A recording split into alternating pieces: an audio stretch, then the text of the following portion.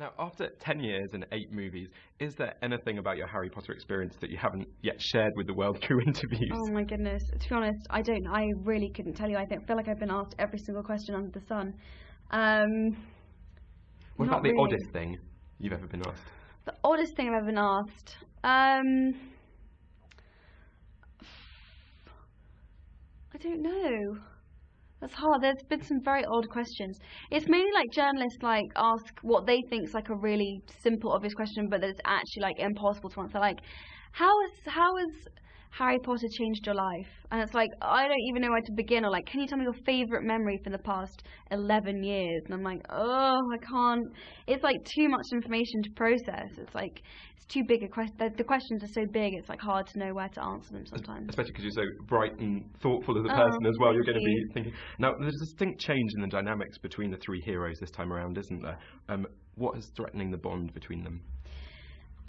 This Horcrux, mainly. It kind of, we wear it to keep it safe and we all take it in turns, but it affects the wearer really negatively. It like brings out the worst aspects of their personality and all their insecurities, and it just, affects them really negatively. And for Ron, it makes him really jealous of Hermione and Harry, and he gets really paranoid that there's something going on between them. And yeah, it's funny, the relationship between Hermione and Ron is so unspoken that you're almost like, why are they arguing? But if you understand that they're secretly in love, then everything kind of makes sense. Mm-hmm. Like in real life as well, it's often unspoken and exactly. quite subtle, isn't it? Yeah, exactly. What can you tell us about that very touching moment in the film, which uses the song by Muggle musician Nick Cave, "Oh Children"? I really like that moment in the film. I love that song. That moment was really about, you know, when the film is so dark and intense all the way through, there just needed to be a moment when the tension could just be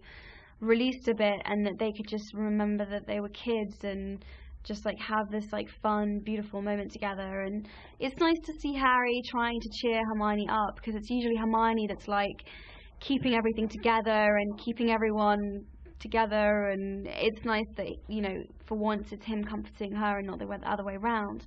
So I think it's a really nice moment. The critics seem pretty divided about it. Some people seem to love it, other people seem to hate it. I love it personally, but you know, you have to see it and make up your own mind. And there's a scene in the film that had me right on the edge of my seat, where Bellatrix tortures poor Hermione. I just wondered how intense that was for you to film, and also how open David Yates might have been to one of your suggestions. It was very intense to film. I was actually surprised by how affecting I found it. But the way we did it is I agreed with him. I said, look, I'll do it once and I'll do it for real. And he was like, okay. So he set up like three different cameras, and then he just said roll. And then Helena and I basically just like free played for like 2 minutes.